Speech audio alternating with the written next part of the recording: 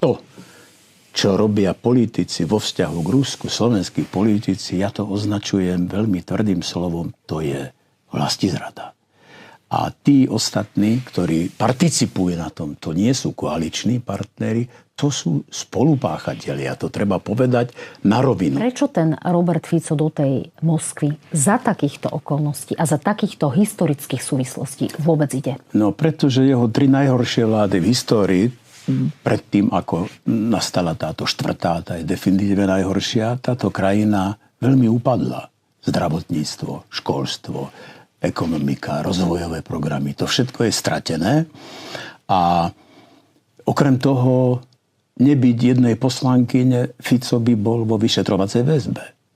Veď ja viem, že netreba používať tvrdé slova, povedala aj pani prezidentka, že Fico do basy, ale jedno je celkom isté, že zohnal desiatky miliónov vlastnou hlavou. Že bývalú daňového podvodníka za neprimerane znížené nájomné. Ceste do Moskvy, že rozumiem. Čiže je to prekrytie nejakých... Aby si zachránil krk. To je celé.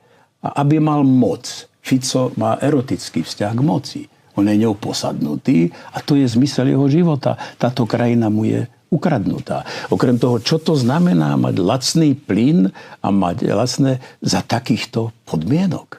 Však my tu bojujeme o svoje hodnoty a o súdržnosť s slobodnou Európou, ku ktorej patríme. Nie o lacný plyn alebo lacné uhlie za takúto cenu.